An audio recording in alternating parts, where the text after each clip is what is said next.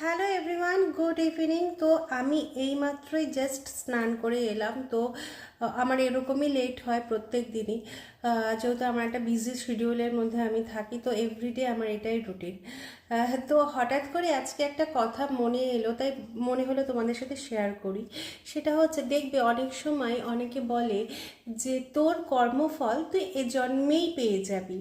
যখন তোমাদেরকে কেউ এই কথাটা বলবে, তখন তোমাদের মনে এতটাই পজিটিভ ভাইব রাখবে এবং নিজেদের কর্মকে এতটাই সৎ রাখবে, এতটাই মহৎ রাখবে, যাতে তোমাদেরকে এই কথাটা কখনো যদি কেউ বলে, তবে যেন কখনো তোমাদের মনের মধ্যে কোনো ভয় না কাজ করে যে সত্যিই আমার কর্মফলের দ্বারা আমি কি পেতে চলেছি।